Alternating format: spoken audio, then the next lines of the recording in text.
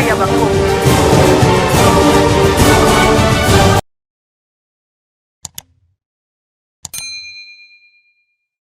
Tozalaka nesengo biso équipe nationale pona koyeba ete bozalaka ebele pona kolanda masolo ememelaka bino bakende sango basi to mibali bato ya motuya bato ya mayele ya solo sanzo eza sanza oyo mpenza totiaka un point d'honneur mpona bamama yango bomoni ndenge elili etalisi bino na générique toyambi bongo maître Dorothée Madia lelo toyei kobeta masolo ya mine te mpo toyebiki ya mandataire en mine toyebiki aza avocat mais lelo toyambi ye comme secrétaire général adjoint ya parti monene oyo toyebi agissons pour la république arep oyo ezali parti ya mwana mboka Guy Lwando Mboyo ministre d'état en charge ya aménagement du territoire. Mais mingi awa maman Dorothée Madia a occupé poste et secrétaire général adjoint en charge de la question politique, administrative et électorale. Na kanisa so totali bien sa deuxième personnalité na parti. Maman Dorothée za bongote. Oui, za bongote. Ah, so na lobi équipe nationale boye ba ete papa ko ibatimba na masolo ya likita na RTNC ndeko Zulu na masolo ya Sembo na Canal Kin maman Solange kwa ko rejoindre biso kalate na masolo en pifo na antenne nanga moko molobe na bino na masolo ya pona ekolo na CMBDJ toza na bino na moi 50-60 minutes okomona partie émission moko particulière parce que maman Dorothée m'a dit à s'est faire entourer na ba maman ya arep o ba simbi arep na ville ya Kinshasa ba cadre pe ba maman mususu toza na ye longo ba maman o ba na ba fédération ezala ligue des femmes ezala nesika toza na bango longo poto sola mambotali actualité ya biso ba maman maître Dorothée na zongelio le 8 mars mokili mobimba célébraka bongo journée internationale ya ba femme. Biso na Kinshasa chef de l'état asalisaki molulu moko monene na solaki na ba maman ya ba province nyonso et presque 3000 mamans na palais du peuple ya motuya toyokaki ete alobi te il faut éliminer ba discrimination oyo kabola mwasi na mobali na kati ya société il faut ezala paritaire c'est-à-dire maman 50 papa 50 moi commentaire na oyo elekaki le 8 mars na mboka na biso. Merci maman Sylvie Bongo pour la mituna na yo. Nakoloba boye. Le 8 mars ya liboso ngai moko nazalaki na palais du peuple. Tango to sangana ki biso so ba maman liboso ya chef de l'état. Ngai eloko ya liboso nanu oyo retenaki attention nanga ezali le fait que basi bayaki na cadre ya masangana wana au sala ba plaidoyer maman ya est avant ça la plaidoyer nae asengaki 1 minute de silence pour na ba maman oyo batiki biso pour na bitumba oyo ezako tungisa mboka na biso depuis bambula ebele na est chef de l'état yemoko petango azui parole asengaki lisusu pour na mbala mibale 1 minute de silence en mémoire ya ba maman wana ezana eloko ya liboso oyo etushaki ngai personnellement on a rolakisaki vraiment biso nyonso tout ba maman oyo toza na Kinshasa ata soki toza musika toza na Kivu te toza na ba bisika oyo bitumba ezali te toza kokanisa ba maman ba oyo batiki biso ba oyo baza ko vivre ba atrocité wana lié na guerre en tout cas toucha mingi ya solo maman mususu une femme politique comme ngai ye asalaki pe plaidoyer na ye o etali makambo ya politique. C'est ce qui a amené le chef de l'État. C'est vrai qu'il y a déjà champion de la masculinité positive, comme Oyebi Yango. Nous avons la chance d'avoir un président genré, le poto. Il a plaidé pour que la Constitution d'Abisso, l'article 14 qui prend la parité, et à la respecter. Et surtout aussi, la loi électorale Oyasika. L'article 13 nango o ezali ko pesa possibilité na ba parti politique oyo baza ko aligner au moins 50% ya basi na ba liste électorale nango ezala peut respecter et que souhait ezali que na législature oyo toko banda après l'élection, tout ça nombre il y a des femmes au moins 200. Donc qui dit 200 doit atteindre 40%. Pour l'élo, dans le Parlement, les femmes basali à peine 12%. Donc ceux qui sont arrivés à atteindre 40% et qu'on a vraiment et là comme il y a mon oyo président de la République à accomplir na mandat na eo. Pour le vous avez parlé du peuple mais binomoko na kati ya rep na peut-être sur une activité mais la gina yeba politique ni wana mboka gilo ando azali autorité morale na bino atie na cadre de promotion de la femme. C'est vrai que comme on a au secrétaire général adjoint en charge de la élection et administration politique, il y a quand même eloko amenene. Mais est-ce que ce qui caranayo bien il y a une politique particulière il y a tie pour moi si à s'y retrouver na place maman zalara mamba mobilisation tel ou que tout ko betela ba papa maboko ou bien eloko ni atie penza wana ils ont différencié na ba parti mususu. Bon, ndenge moko lobi comme nanga ils a déjà exemple o ezola kisake président ya parti nangai moi na mboka gilo andomboyo il n'est pas allé genre. Sinon, ngana occupé la fonction nazo occupé té et na suka ki wana te pona linga ki te ba na roloba makambo et to lobby preuve ezate. Na ba parti nyonso c'est vrai ligue des femmes yango yebani ke zaka ba maman. Mais pas na biso ba maman bazaka kana ligue des femmes té. Na comité exécutif ya parti pour créer équilibre oyo président de la République a lobela ki biso le 8 mars na palais du peuple il y a sala yikutu signe à Tcheboy équilibre pour nous rassurer biso que ils a promesse pour asala ngo déjà pour ce que même déjà nombre ya femmes dans gouvernement na ba poste oyo apesi bango ils a ba poste oyo ils a ba poste moko important maintenant na lingaki na zalanga moko te pour ce que ça la émission nga moko on nga lo ba que peut-être ezaka yo.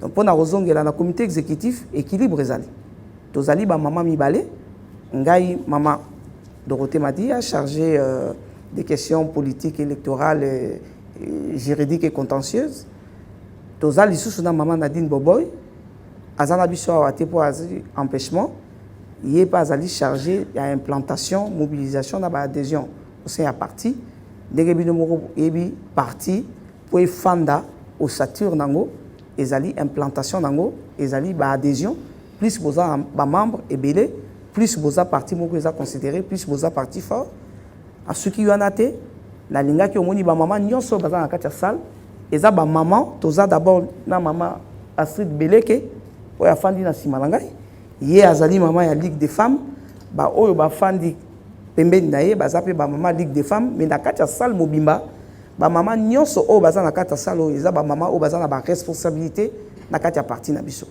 ba o baza na ba fédération ezala ya Changu ya Funa ya Lukunga ya Moamba na ba communal na kati ya ba fédération nyonso nde omoni composition ya salle donc na linga na présenter échantillon wana pour na kolakisa ke na niveau ya comité exécutif toza na 50% ya équilibre na niveau ya ba fédération na ba communaux là tu atteindre 37%, ce qui est déjà important pour un parti oyo eza ya sika et wuti ko banda en tout cas président ya parti na biso Gilo Andomboyo azali kotia accent mingi na promotion ya ba maman ndeko Zulu dans l'espoir que 50% la moko ba poste roya pe et sur ya parti te et que ne peut bo zaper ba fonction mais bien sûr moi parenthèse non mais ngamo nazali avocate naza avocate na ko plaider na mpo na ngamo na ko plaider pour na ba maman kitoko ndeko Zulu.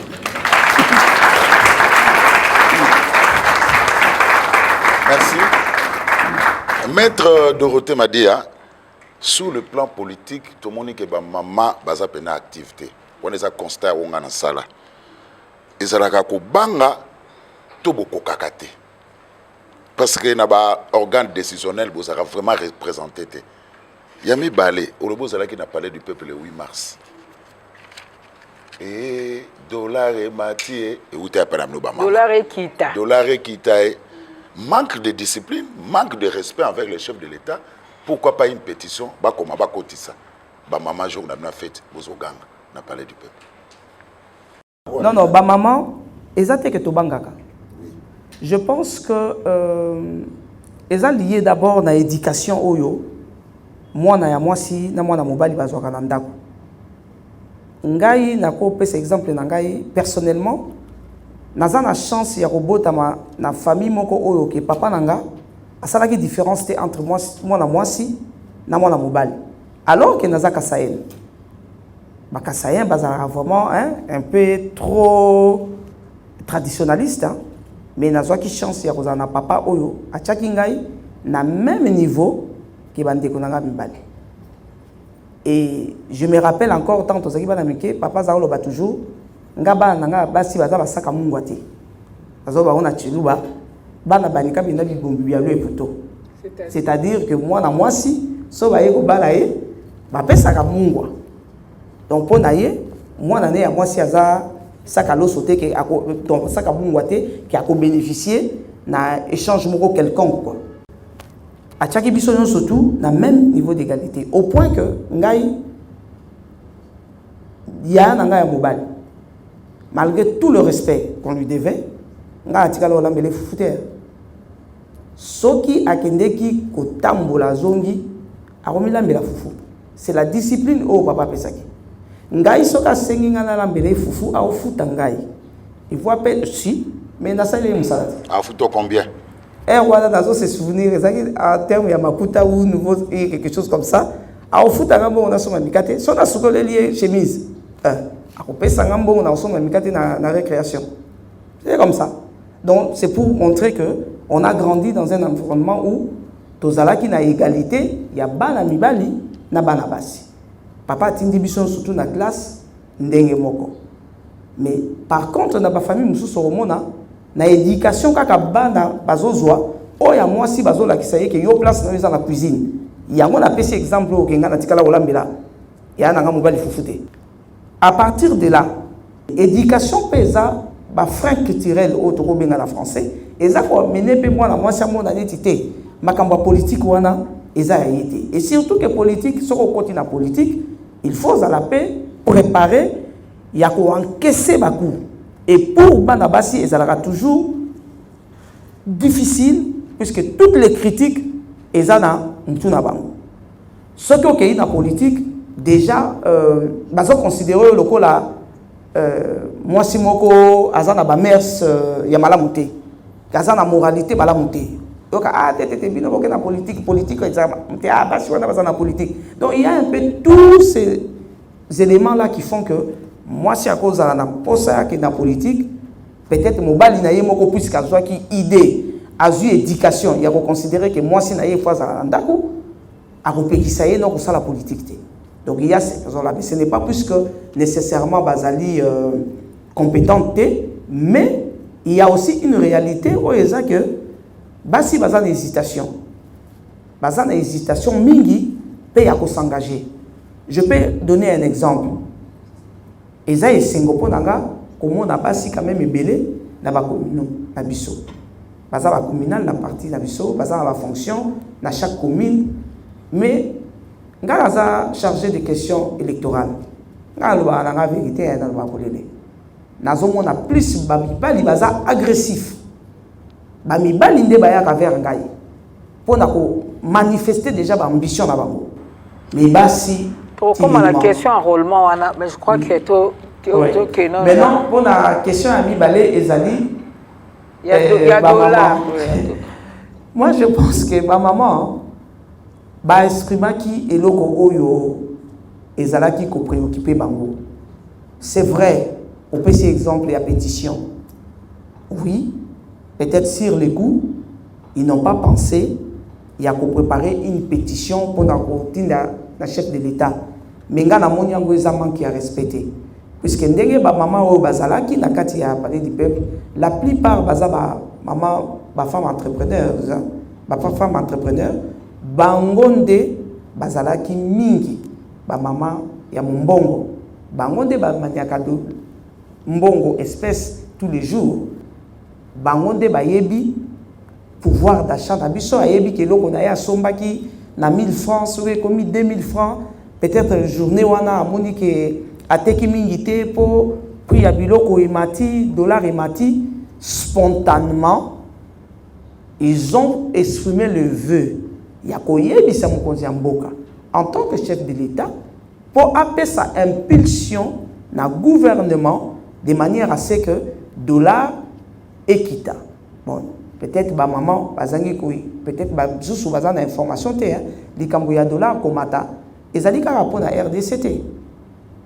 Bon angai to ko féliciter, ba effort au gouvernement sali jusque là pour que dollar ait matamakasité.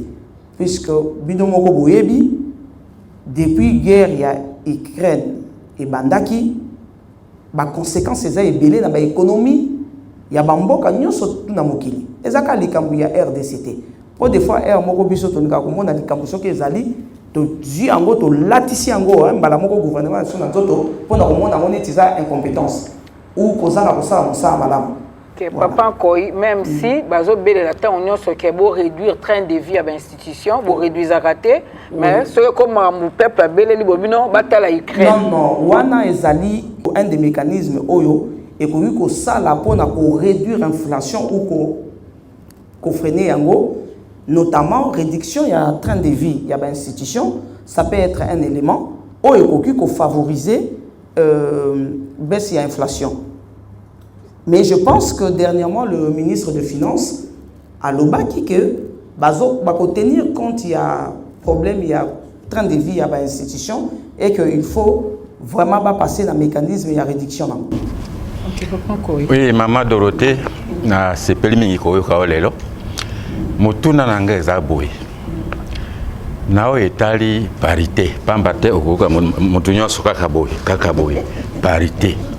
Est-ce que parité yango yomon ke kolonga soki na tuni boye kozana no précédent na tuni boye pambate po na o etali parité et sale makamelelo yokomona mama soki asala kama mombongo na ye papa asala kate mama ye penza yende mokonzi atuti tolo abi yo ngai moto na lesa gayo ni tout ça abimateli banda ko ganga parité wana penza kolonga solo yami bale na o etali kolamba fufu yo lobio yaya na yo lambere fufute il faut afuta yo mama wana zali ko bebi sami beko ya bonkoko na biso to komo walando ya mindele biso ka lambeli ngai il faut na futa ye non ya nanga mobile nanga te ya nanga zande ko nanga na lobaki awa ke mobile nanga na lambela ke fufu mais ya nanga toza bana biso nyonso pourquoi nga lambela fufu po za mobile non na insista ki ke eza l'un des exemples oyo papa nanga a tchaki en place un mécanisme pour ngai en tant que moi si na se sentir inférieur na ndeko nanga mobile soko moninga ndenge na simi micro moninga na baro moninga na ndaku eza différent naza ndenge to bana français naza une femme d'intérieur hein? Donc soko moninga pa nanga vraiment na lamba fufu bilo onyo surtout voilà côté wana problème ezati mais d'ailleurs zonga likambu ya parité au lobby na sepeli ndenge papa lobby que soki mama akomi amwa mbongo omoni ndenge sala pasi mais bino bibali bozaka bongo te soki yo mutu oza ko lier sa mwasi na yo c'est le même langage la femme ne réplique que oyo bino bosala kaye parce que si voilà koyoka lokola yo oza na mbongo na yo oza na droit ya nyonso non aujourd'hui les choses ont évolué moi moke tomonaka mobali soki aza na mbongo mwasi aza na droit ya koloba na eloko te akoki kosala mpe likambo oyo etouche équilibre na bino ya foyer olobi atomboki azwi biloko na bimisi libanda pourquoi po ye moto azoliesa yo mais bacomportement wana mibali bazalaka na mwa réserve ntango aza devant mwasi oyo opayaka na 10 francs na ndako. Donc, bamibali, bino pe boza na comportement mabe. C'est ce qui fait que moi si, ce qui peut azana moi pouvoir mon koleko, puisque l'argent c'est le pouvoir. Ezali nango naturel. Ce n'est pas puisque c'est la femme, puisque yo pe mobali tango komaka na mbongo koleka. Au moins na basi musuba zaka ate mobali nanga toza na biso ka boyi. Soka comme ministre akokoma mutu likolo na okoka suko maîtriser ete akoloka nga lisusu te. Moto azaka ka moto ezali likambo ya mwasi te. Oui, Maman Dorothée, ya solo. Oyebi wendo ayembaka alobi mayele ya mwasi eleki ya mondele. Et puis loambo ayeko bakisalabi mama kaka bino nde bobota kabiso bino nde bobala kabiso bino nde bonyoko la kabiso yo monte que comme minyoko eza minyoko te, mais c'est vrai que ngai moko naza femme travailleuse nazali mariée, ça fait 30 ans que nazali na mobali nanga tout ça na bana mibale, mais si j'arrive à tenir, et d'ailleurs exceptionnellement nga salaka musala na Congo na Kinshasa, mobali nanga salaka musala na France, et nazo sala musala entre Kinshasa et Paris, ça fait 17 ans aujourd'hui, mais ce qui est à tenir et à marcher pour ngai mo tayebi place na ngai na kati ya foyer ezanini, comment il faut na se comporter vis-à-vis ya papa ya bana mobali na ngai, eza ba conseil o na pesa kapé ba collègue na ngai ba o baza ba avocate, puisque déjà moi si o aza avocate déjà ezalaka malobeze belé défense eza belé ba argument eza belé, mais il faut toujours koyeba ko doser principe ya égalité et respect pour mon bali pe il faut tchana na mutu na yeke moi si aza molonga naye azali égal naye azali compagne naye pondenge bible lobi na biso na mopanzi ya mobali nde bazaki mwasi, donc soki yo naza mopanzi na yo traiter nga pe malamu te parce que mususu bazalaka pe moi révolte, mais je pense que eza makambu ya ko encourager te que eza lokola lit moko ezala na kati ya foyer non ezala ma Sylvina Chamongo nazongina likama parité moi ça mobali bozana ndako moi ça salaka mobali asalaka, mais moi ça ningai baka salaire mobali o aye toye baka ngote on a pas parité on dit sikoyo o wa des biloko Afrique ngala za na avantage ya ko vivre dans un foyer na poto oboni biloko mundele a résolver yango ndenge nini, puisque vous avez un compte monsieur madame, donc on a un poto système bancaire ezali vraiment fonctionnel, tous un système il y a compte monsieur madame, okoyi kozala pe na compte na yo il y a monsieur na compte na yo il y a madame, mais pour le fonctionnement ya foyer ata soki bolingi bokende kozwa un prêt bancaire, moi si azala salaka te banque ko benga moi si ko signer. Au moins déjà dans les pays où to ko benga développer bazo valoriser couple, mais biso awa déjà biso moko to valoriser couple te po yo papa olingi pété salaire non nyonso bobo mbaka pe to yebani bolakisaka pe nyonso te bolakisaka pe nyonso te, c'est tout à fait normal moi si alinga pe malgré salaire na ye aye ba ya mobali zandegeni. Mama Dorothée Madia na sepeli penza ko ala lelo liboso na yo oza mwasi oyo toyebilo na ba casquette ebele kaka nde na kuti eloba miawa biso mo toyebi to mona kaope osala musala makasi kasotikala mingi dans l'ombre toyebi ete na mbule leki ozala ki pe candidate makambo elekaki ndenge toyebi, mais tomoni ya mbalo penza 2023 oyo uto d'ailleurs tam so 2021 tomoni mama Dorothée Madia aza penza abi akotika tenter aza au four au moulin makasi na yo alakisa kuna na ba baro yango pe akotisa ngo na kati ya politique lelo eloko nini epesi yo esuposa wana lelo bima vraiment liboso ezaki lokola ta mosusu osalango avec timidité on dirait ozali pe akolinga ngo te, mais tomoni awa surtout na rep tolobi c'est que makambo yo ekomi grave eza penza nini wana motu na liboso ya mibale makambo ya enrôlement ebandaki ko salema to koyoka pe ba nungu kote musu esali malamu kote musu mabe kote musu machine esali malamu te bisika musu pe bato musu bazolo babilongi na bango bakomona ko bima penza lokola bango te bino awa na rep pona ko sunga pe seni. Est-ce que vous talaki ba mama boyokana ki bokine pe ko talisa mwa ba koso bino bokutana na sur le terrain na makambo tali enrôlement. OK. Bon, pour répondre à la question de Liboso, c'est vrai hein. Liboso n'a pas s'intéresser à la politique. En tout cas, nazongi na 2006 pour na oya ko ça musala na ko continuer musala na parce que na bandaki musala ya avocat na Kinshasa avant na kende libala na tikaki na musala na kei libala na ke na boti bala na ngai na boko libango ta na moni bakomi na moi âge oyo bakoza na moi autonomie nde na zongi na Kinshasa pour nako sala musala. C'est vrai que de 2006 à 2016, 18 par là, vraiment politique est intéressant gâté. Politique est intéressant gâté. Bon, l'expérience au il y a 2018, c'était vraiment dans la logique il y a Kabila doit partir, pas de troisième faux pénalty.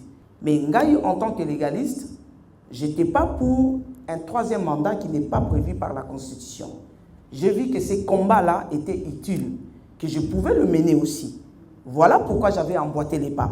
Puisque je me dis quand même, au regard déjà du nombre d'années que l'ancien président avait fait dans le pouvoir, dans mon avis, qui est légitime, que en tant que citoyenne congolaise, Naboya, un troisième mandat qui allait être illégal, anticonstitutionnel. J'ai mené ces combats-là. En tout cas, je pense que c'était le combat de la majorité. Mais c'était pas... c'était juste vraiment ça, la motivation. Mais après, je suis resté dans l'ombre entre 2019, 20, 21. En 2022, à un moment, je me suis dit, mais attends, lorsque j'ai été approché par le ministre d'État Guy Louando pour faire partie, il y a AREP, je me suis dit, ah, c'est vrai, il y a beaucoup de choses que Tolobaka peut-être qu'ils ont marché tant sous le Parlement ou dans le gouvernement, ils ont critiqué. J'ai dit, mais pourquoi pas Ngaï Moropena Kende n'a apporté ma petite pierre. Puisque moi, à un certain moment dans la vie, on a ma priorité. Je pense qu'avant, ma priorité dans les acquis, peut-être dans le lobby, et qu'on a qualifié comme égoïsme. Hein. Mais je me dis, je devais d'abord se consacrer dans le foyer nanga, banananga. Aujourd'hui, comme dans l'université, où il y a moi, si à Salipé droit, là, à Londres, dans nos perfectionnement, il y a langue. Avant, à ça, le droit de l'arbitrage, il y a mobile, il y a des États-Unis, il y a ça, la business administration. Je me suis dit, mais pourquoi pas, maintenant, on se consacrer à Batu Moussous. Bon, la meilleure façon, c'est vrai, dans l'association Nanga, Action Dorothée, dans Yedara Batoué, dans Yedara Nanga, dans ça, Nanga, Action à philanthropie et tout. Mais je me suis dit, ils ont limité. Dans ça, un engagement politique sérieux pour apporter Pierre Nangaï dans la construction. Il y a édifice au Congo. Maintenant, je suis vraiment engagé à fond dans la politique et la Kosala Pesa vraiment effort pour que passage Nangaï na politique ezala ndenge moko na passage nanga na baro. Pondeke yo moko lobby que boyebinga na musala nanga ya avocat. Donc je pense que ceux qui na excella qui na musala wana ya avocat évidemment na botika ngote pour na rozala avocat na avocat. Maman Solange Yambo a répondu à enrôlement, la question enrôlement. Maman Dorothée, vous avez un parcours parce que vous avez qui député, candidat député en 2018, vous avez qui na casquette moko. Mais là on a moni particulier et pas un ministre d'État Guy Louando comme leader où il retrouvé na place où Outaki. Non, je pense que d'expliquer bino place na Outaki et Zala qui était que c'est un projet qui m'avait séduit. Non, c'est un contexte politique. Il y a l'heure, donc de l'époque, qui m'avait poussé, moi, à emboîter les pas, puisqu'il faut dire les choses hein, clairement. En tout cas, toutes les années où on a zonga qui kosala musala na Kinshasa, on a une tigala nanga ko s'identifier na Kabila te. La tigala ko s'identifier na été. C'était pas un modèle de politique pour moi. Je ne m'intéressais pas à la politique. Et quand il y a eu cette occasion-là pour faire en sorte qu'abriguer troisième mandaté, pour moi, je me suis dit, voilà, il faut me lancer. Mais maintenant, là, je me suis lancé, non pas seulement puisque j'ai été approché, mais les moments étaient forts pour un engagement sérieux de ma part dans la politique. Et c'est la vision, maintenant, des AREP, vision à partir de Moutou et séduire Ngaï. Et c'est dire pourquoi, puisque biso tozo tia moto na centre ya na katikati ya makambo na biso, c'est ça hein. Action nyonso biso tozo ene moto liboso ndaza ko intéresser biso. Or ngai moko naturellement nazalaka proche ya bato, nazaka moto ya mawa mingi, nasalisaka bato ebele. Pona ngai kozala en face ya mutu oyo vision ya parti na ye ezotiana nous l'homme au centre. Il y a action nyonso ezalaki intéressant pour nanga. Et surtout écoutez soubino so ba avocat. Écoutez soubino so tout ba avocat et moi boyoka ni malamu.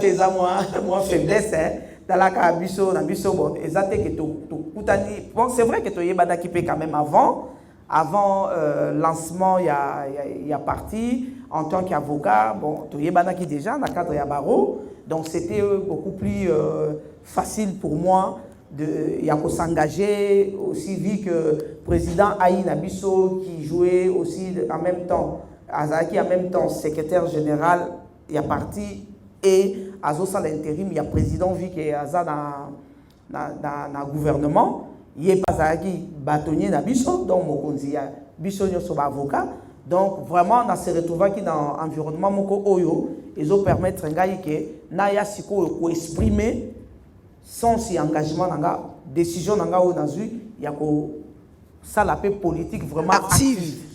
Tozonga na makamo enrôlement lelo na likite ba mama mingi bazawa sima na yo bakenda ki pe ko se faire enrôler makamoni bomona kikuna biso soto yebi o ezolobama makamo machine mo ba kokoso mike est-ce que bino bozwa ki nyonso bo lister yango après boke komona bakonzi ya seni po bo talisa bango quand même parce que bolamu ya élection et ko dépendre pe na lolenge makambo surtout notamment ba enrôlement et ezali koleka. Est-ce que maman Dorothée na ba maman mosusu to na kati ya parti na bino arep bomona ki bataseni po na otalisa makambo wana ou bien po na bino nyonso eza kitoko? Déjà na koloba ke biso arep toza moko ya parti oyo tozalaki impliqué makasi na makambo ya ko sensibiliser population pour qu'il ne ko s'enrôler puisque comme boyebi Seni azana ba partenaire na ye oyo à travers na bango notamment même société civile ba parti politique to comme ngai na parti nazan chargé des questions électorales donc on assisté qui na au moins 3 réunions na Seni avant même lancement et publication en calendrier et c'est là que Seni a sengaki ba partenaire na ye ba ko s'impliquer pe na au sein la sensibilisation à l'enrôlement yango biso au sein ya parti déjà. Tout ça, la sensibilisation à l'enrôlement, je pense qu'on lance le processus. Hein. Il y a sensibilisation à l'enrôlement, je pense, le 23 décembre, je crois.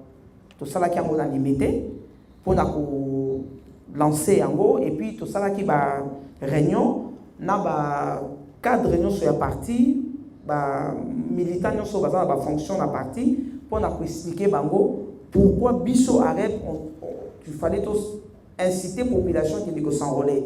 Vu que tozalaki sur terrain, tozalaki ko kende ba équipe ko bima tongo, tozo kende na ba marché ko sensibiliser, na ba place publique tozo sensibiliser, tozo expliquer ba tout le bien fondé à ko kende ko s'enrôler puisque ceux qui olingi ont participé dans vie politique, dans vie publique, il faut qu'on pona ba dirigeant. Mais ba dirigeant on a on pona ba ondeni. Au gros on a droit à vote et ça dit droit na yo, mais il faut qu'on exerce en gros. Mais pour exercer, il y a des conditions. Conditions à l'immotion ezali enrôlement. Pose en la carte d'électeur pour exercer droit à vote. Donc, tout ça qui est en abisso pendant le 1 mois et demi, il y a période d'enrôlement. Vraiment, il y a sensibiliser la population et tous les éléments, les dysfonctionnements, sur le terrain, camarades y a parti. Parce qu'il y a relais et bisopé à niveau de la parti. De relayer qui ba information notamment ba dysfonctionnement ya ba machine ba centre musu ezaki que machine ezamoko ou machine ekufi en tout cas tozali ko zangate chaque fois qu'on me donne l'information tozali ko répercuter mon Seni et on a trouvé que il faut dire les choses, dire aussi la vérité kolobaka kate pona koloba enrôlement ici Sili na partie ouest dans la première zone au Kinshasa ba Congo Bandundu et tout.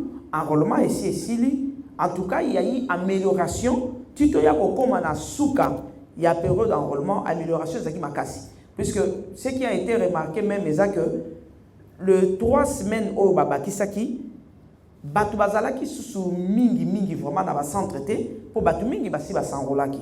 Il y a eu amélioration. Comme nous connaissons surtout au début, les premiers jours, quoi que Kozala, mais à la fin enrôlement, il y a eu amélioration.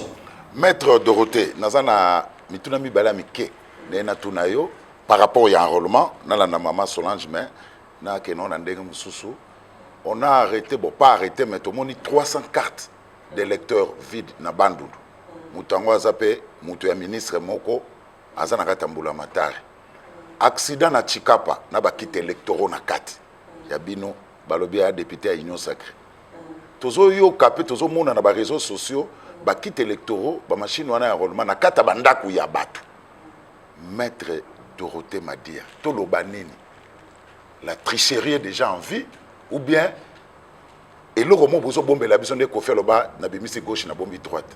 Non, je pense que ngai na kosepela kutu ke ba imperfection wana nyonso ba irrégularité et monani lelo biso surtout tozali na Congo non tu as vu ma ndenge les garati mais au moins awa vigilance ezali pour comment se fait-il que kaka na période d'enrôlement ndé aussi te découvrir ba machine na banda kwa bato au moins le mécanisme qu'on a mis en place pour empêcher que éventuelle fraude électorale et salam. Parce que ceux qui vigilance y a saigné et quitté. Je ne pense pas que. Mais on les a saigné, on les a accidents, c'est vrai. Il y a accident, ça me souvient que machine n'a pas machine n'a pas de quoi s'enrôler 5 fois. C'est lui-même qui a dénoncé ça, c'est pas la scène. Oui, wana ezali ba irrégularité. Mais au moins, tout c'est que aujourd'hui, les gens ont la liberté. Les gens ont la liberté peut-être de dénoncer que voilà et pas ya motuboye machine to kutiango nakati. Vu qu'ils ont déjà dénoncé, les dispositions seront mises en place pour que l'irrégularité ait à entacher des processus électoraux. Denis Kadima était clair. Devant Jean-Marie Kassamba. Je suis bloqué. C'est depuis septembre 2022 que nous avons dit Mbongote. Mokonzamboka Yemoka Lobby, na Suisse, les élections risquent d'être hypothétiques. Je suis devant deux problèmes. Ou on arrête enrôlement, ou Tozela bandeko oyo ou beto kende sa bandeko oyo baza ba déplacer mingi na est. Alors tolo banini maman Dorothée question pelouse à Marty ya glissement mon ami. Est-ce qu'il y aura élection, tout il y aura négociation? Je pense qu'il faut d'abord qu'on soit positivement bah élément où je évoqué. Le président a saigné à lobby depuis septembre à Zumbogoté. Il est bloqué. Mais lui-même il reconnaît que Mbongo Oyazwaki yango peut permettre à mener processus à enrôlement. Or, comme Binomoro Boyebi, dans l'élection, enrôlement, c'est le fondement même, il y a processus. Donc, il n'a pas dit qu'il a bloqué et qu'il ne sait pas poursuivre les enrôlements. Dans la partie ouest, il n'a pas dit ça. Mais c'est tout à fait normal que le président de la République puisse évoquer adresse naïe en Suisse. Et il avait même répété devant Macron. C'est normal, il tire la sonnette d'alarme pour dire que nous avons besoin de résoudre les questions sécuritaires pour que Banagnon surtout ya Congo Bakoka pour voter. Azo tiré sonnette d'alarme. Aujourd'hui, tout ça à 8 mois, je sais pas 9 mois des élections, a tiré sonnette d'alarme. Ngai n'a pas satisfait puisque les solutions peuvent être trouvées avant qu'on arrive à la date il y a élection. Parce que awa papa ndegozulu ozo ningi samutu. Mais to sala élection na mboko eza batu ya ni beni soki ni ba. Beni na yumi. C'est normal. Mais là au moins la différence c'est que toza pour prévenir ce qui peut arriver et quand on tire la sonnette d'alarme, ezali pour retrouver solution. Sinon il pouvait aussi se taire. Atiki naye, Azeli au moment en dernière minute, on vous met devant les faits accomplis. Au contraire, vous devez applaudir le chef de l'État. Il tire la sonnette d'alarme pour trouver solution. Et Zali pour asseoir la ligne les lits plutôt, il y a glissement, non? Au contraire, vous devez les féliciter et l'encourager dans la recherche et la solution. Maman Dorothée, tu as ma solo à rep. Tu as moi pour ma tête, tu es aujourd'hui, on a maman Deni, ça va? Bah, coca. Bon, est-ce que ma maman va coca? Non, là je pense que question il faut tout d'abord, mais c'est vrai. Parce que tout le monde a ma place, je suis matika maman ba, maman je suis comme Baïchel. Et comme même Maïnao, maman somba, même Boudin nao, maman somba. Donc comme le cola. Est-ce que ici c'est pas comme c'est pas? Non, ici c'est pas comme ça. Je pense que tu as vu avant ton démission. On a été naïe dans un sassan. Naza mutumoko na sara mamga mogo. Tellement que na linga ka perfection. Na linga ko sa elo nga mogo. Problème ils a été TV à radio té. Pour dans ndingo lobi que naza matata peut-être na yo kaka na obomba teke. Ah maman Dorothée za matata. Maman Dorothée za matata. Mais matata na il faut lembisa po ba ebisa ko ba vérité. Oui, parce que so bazo banga o mingi. Maka mosusu e ba do sura na coin. C'est pas que j'empêche Batouba approcher ngai. Nazali proche à tout le monde, mais Naza plus na rigueur. Rigueur na ngai wana de matata. OK. Wana to kangi po TV à radio té. Un jour pour moi la image bimensus. Yambona pe ça va pas encore maloba. Maman Dorothée, tu es bien témoin c'est ça pauvre. Na mboka na msito bombaté entre mobali na moi si mto ya mobola. Même moi si mingi o akokende ko se lancer na politique, azo c'est la mko l'élection, mobali na telo boko na poche po a foutela e ba campagne organiser les makamnyos. Alors, na cadre wana ya ko pe sa chance que ba maman base les belé to comme un jour donc le but on a 40%.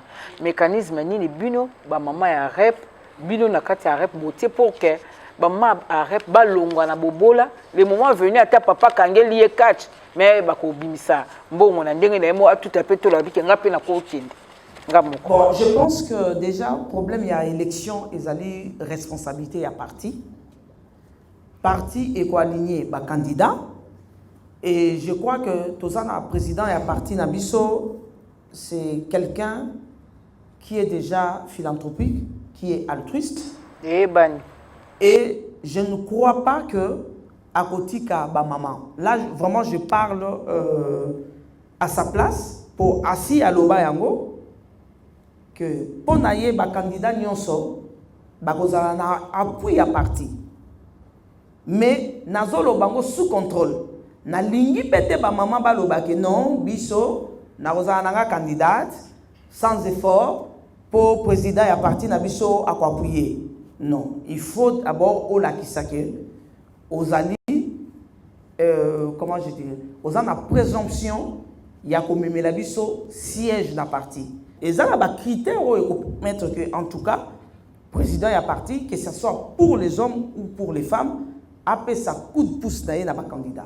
Maintenant, ma maman aussi, c'est que aux Oloba, et ça fait pour ma papa. Quand on dit que ma maman va en bon côté, bon, c'est relatif. Banane balé sarabanda. Ba maman, banane va tant que université. Ba maman, les mêmes mamans on a ba tant que université, ba rouler ça en dak pour papa va fonctionnaire. Le plus grand employeur dans Boko, ça l'état.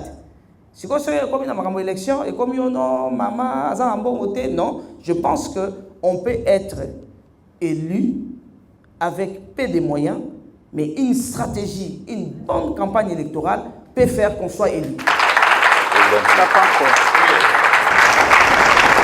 Mama na mone azamu no koma kasi mingi. Sikoyo mama eloko mususu yango yo. Po na nini ba mama bazwaka na maponomité to pe ba élection te po na nini ba mama bazwaka te.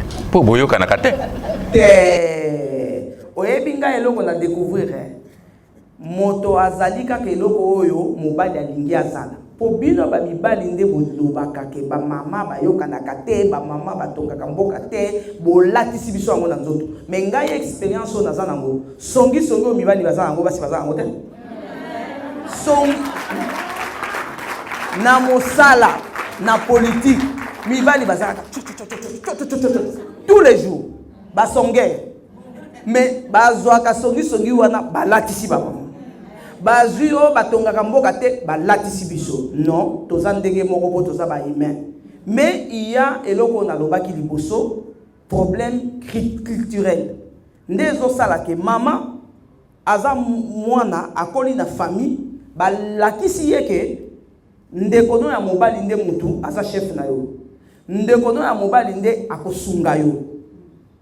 Comment veux-tu que d'abord oza mwasi bazo lakisa yo ke na bandeko na biso ya Congo central noko ya bana ndaza na pouvoir sur bana na yo. Donc même yo moko mama soko boti bana na yo mukonzi na bango ndekona mobali akobi lokwa papa na bango.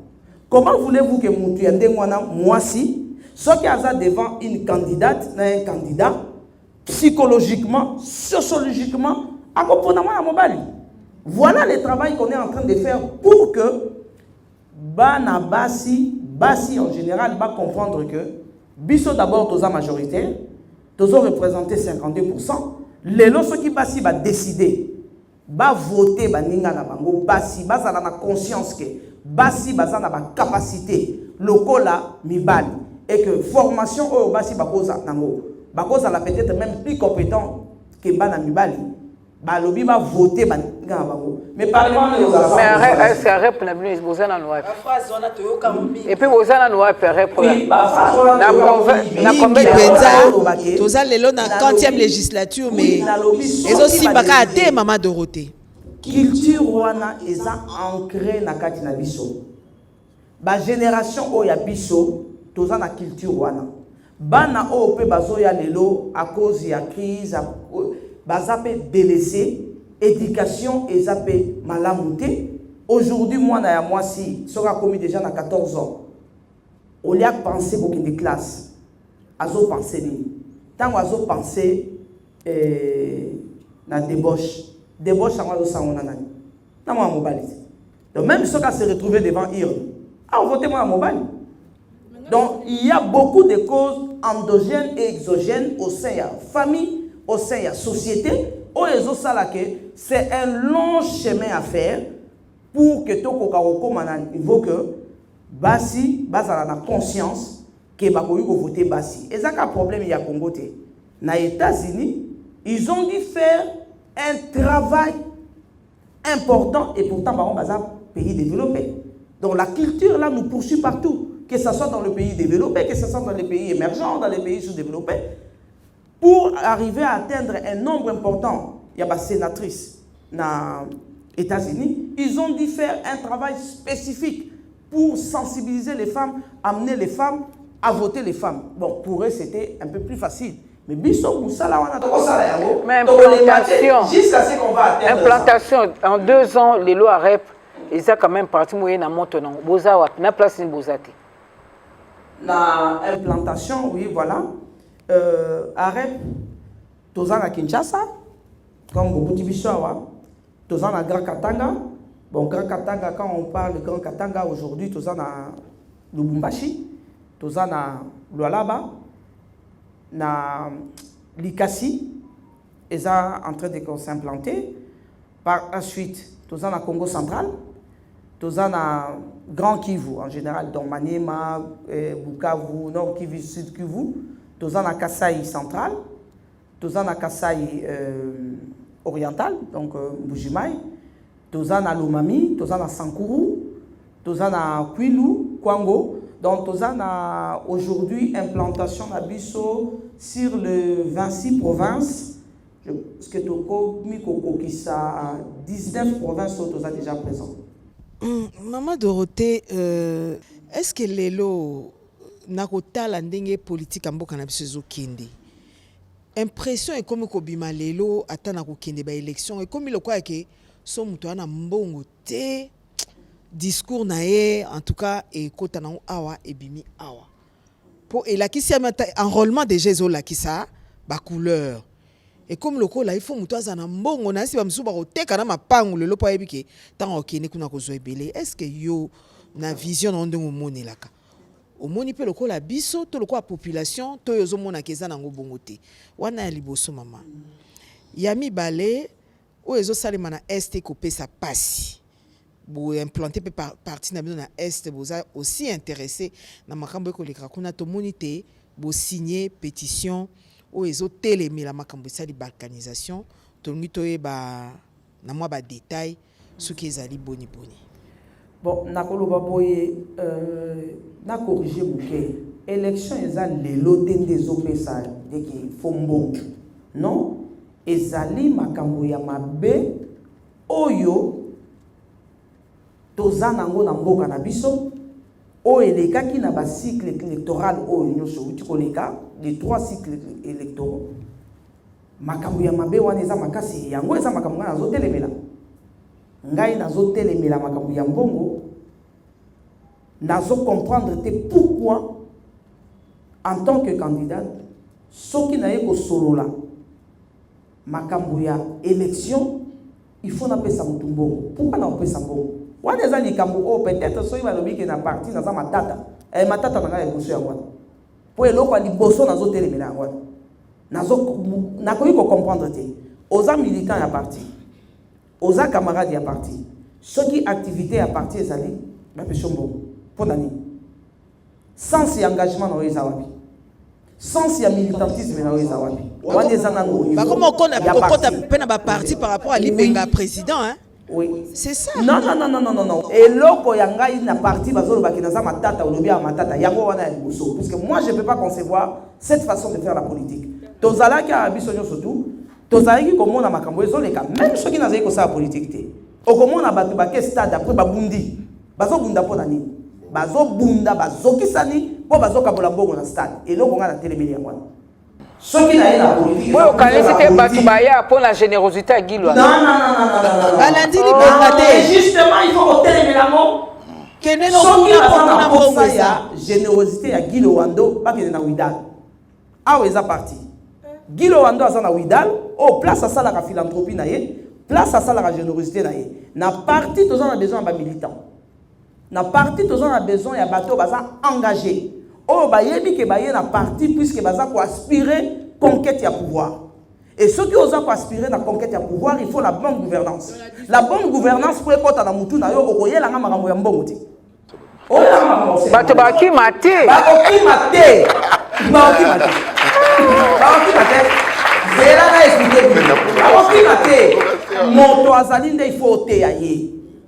Soki yo zo bango lobi bakokima te makambo na zoloba na lobi yango pe devant télévision na loba kango na parti na te ya kaba mama soki bozo kende ezala ba papa soki bozo kende kosala ba activité boko pesa batu wana mbongo te oyo na zoloba na salela kango na salaki yango je suis allé m'enrôler je crois que bomona ki image nanga na pesa yi mutu mbongo te j'ai pas donné même la compte action de Roto pesa action de Dorothée za philanthropie. Poto yebi opesa. Oui, merci. Action de Dorothée ezali philanthropie. Mais nzaleza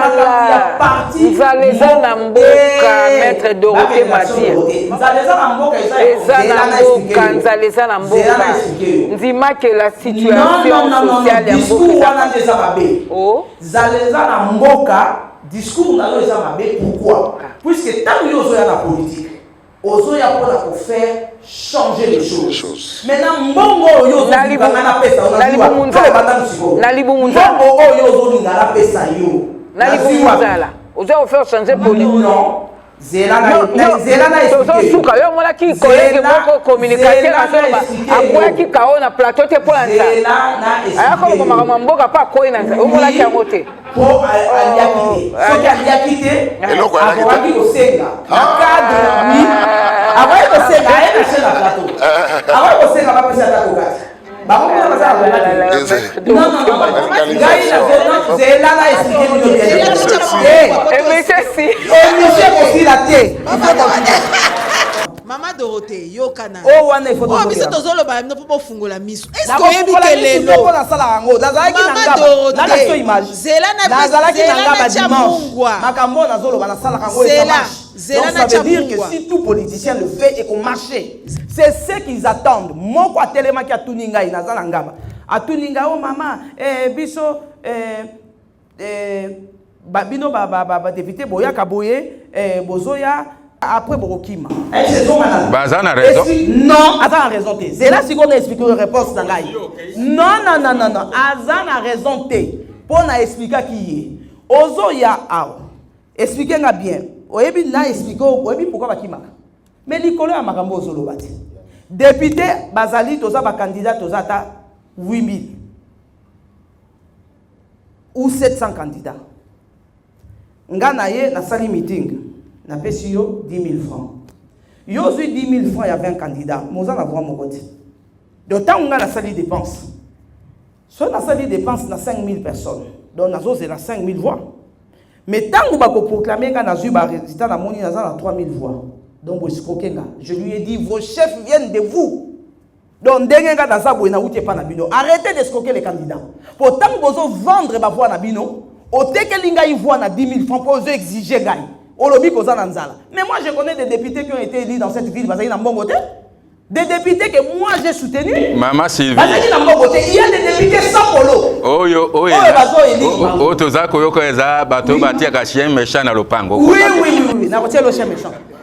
parce que on ne fait pas du chantage, je suis désolé. La question est Yo kana na muke. Yo kana na muke. S'il faut na ça la croisade.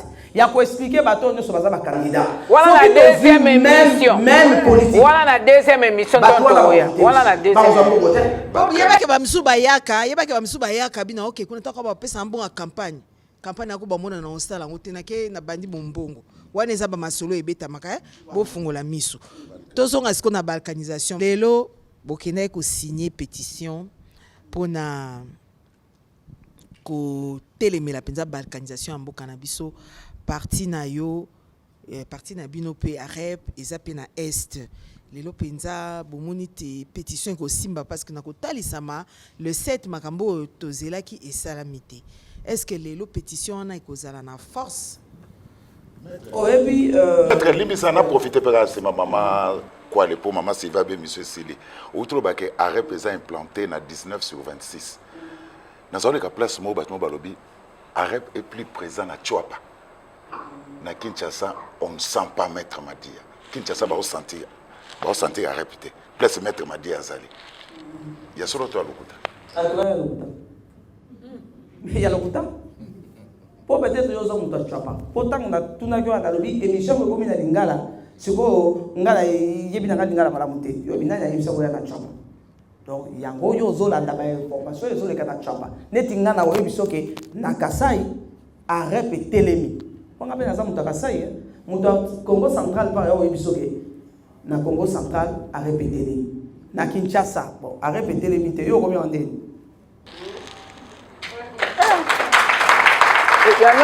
Maman Solange à balkanisation. Voilà. Tout le monde même fallu auto-signer pour qu'on ait la pétition. Pour la pétition, je pense que et là, on a besoin de ça est plaidoyer qu'on signe pétition. Et ça une façon il y a pour ramener un plus grand nombre de personnes va s'exprimer ouvertement par le moyen d'un écrit sur refus au Yakobo yake mboka na biso et Panzana. Tosali yango pour emboîter les pas, na chef de l'État, Ndenga Lobaki, même hôte naïe Macron, bien qu'on attendait sur une forte condamnation à Rwanda, à Salakiango timidement, il a renchéri aussi sur non à la balkanisation. Bon, maintenant, au moins il y a le Yozoloba, Tozaï Kozela les 7 cesser les feux. Ezo salamate, ngai na point de vue na koloba. Ezo salamate puisqu'il y a beaucoup d'implications dans makambo ezo le kana est. Aujourd'hui, peut-être tozela qui Macron a condamné fermement Rwanda. Macron a une difficulté à Salamon. A une difficulté à Salamon pourquoi puisque Rwanda est un partenaire en matière de sécurité, il y a France. Pourquoi je l'ai dit puisque vous voyez que parmi la société minière, il y a CAC 40, il y a France, tout ça dans Total Énergie. Total Énergie, on sait tout ce qui est exploitation à pétrole, na gaz. France a un projet dans Mozambique. Projet wana elingaki et sous Kananzela pour ba judaïsme bakendeki ko attaquer côté wana. Mais Rwanda muto akendeki ko sécuriser Total Énergie na Mozambique. Donc, Sotoche, Macron, Atali, RDC, Atali Rwanda. côté oyo partenaire n'a que sécuriser mbongo na ebele mbongo oyo pas gagner ebele puisque c'est un des grands gisements à gaz en Afrique lelo tuti nazo tshaba mobulu na Ukraine gaz et mati comme cher hein? Électricité comme tal donc je l'ai dit puisque comme dans le voyage tout à l'heure dans la résidence à Paris. Donc, l'électricité comme tal ou makasi vie est très cher. Donc, c'est tout à fait normal que à ça la motive. Donc, hypocrisie Union européenne pareil. Union européenne pe Rwanda les alliés partenaires Marango. Rwanda a fait ça comme troupe naé pour assurer. Mais biso peut comme un partenaire na ma place alors. Pour la ligne va cesser de faire des autres salamate. M23 est biso du point de vue arsenal militaire toza makasité yango azosala mutu makasi mais maintenant qu'il y a embargo sur l'achat des armes va lever yango et loko oyo siko au gouvernement il faut asala à mettre des accent na priorité comme réorganisation matérielle et technique après ça armer les moyens humains pour que to comme na armée moko très forte pour na que lelo ata rebelle moko alingi aya comme ba M23 a banga ponga iba M23 ba opesanga kandati ba opesanga kanda poni ba luka pouvoir ngai nde fona ya awa ba mama wana u ba électrice bozolo ba basenga mbongo ponga nazala voter na ke na parlement songile ngo lisusu ba comme na parlement il faut ba boma bato maître c'est ce qu'il faut maître luka pouvoir et monsieur Sil autorité morale Nabino Azamoko ba warrior. Est-ce que vous êtes fier de la participation à l'action menée dans le gouvernement? Oui, bien sûr. Oh, je crois que Mikolo et les cas, au moment où il a pris les warriors, le gouvernement, il était parmi. Donc, c'est la preuve que Azo Salam Saladia. Dans le projet paye à 145 territoires. En tout cas, Azaki Moko Yabao a mené un projet dans le cadre de coordination et action en gouvernement. Bon, ministère, il y a plan, ils ont la carte, finance, ils ont la carte et tout. Mais ce projet a été porté par le ministère de l'aménagement du territoire. Et puis, dans le cadre de la politique, il a mis en place des institutions, FONAT, NANAT, qui n'existaient pas avant. Nous sommes toujours pour Tala makambo et tali aménagement du territoire puisque les lots tokolo ba même toujours makambo nzala nzala pani tout ça un problème avec l'infrastructure ce qui ba territoire na biso et comme il peut autonome et ko sala ke moi pouvoir d'achat ata banzela ba mama soka sali bilanga ako wa botongo ozwa bilanga nani biloko na ye ya bilanga ba fruit na ye aya côté kango a gagner moi mbongo donc ko sala ke ba mama ba ko se retrouver facilement. Merci beaucoup. Na maloba kitoko lobeli autorité morale na bino ya REP ministre d'État Guy Luandombo d'être aussi ici. Merci na ba maman onyoso bandima pe kotika ba programme na bango pour bazala na elongo pour ba un peu ba adhérer na makambo lobi po yo lobi on engagé de ba maman onyoso ba vandia matondi na bino ba bon so bolanda ki biso na rappeler na minute to yambaki secrétaire général adjointe ya AREP, agissons pour la République, Maître Dorothée Madia, Meye, Moussala Neza Mingi, où est Bongo Makambo élection, administration, contentieux, peu politique, na partie moneno ya moi lamboka Guy Luando, matondi peut te souhaiter sous na maman nyoso, bonne fête, eza moi ba maman, nzamba zana biso de toktani ko mizali koya. Merci.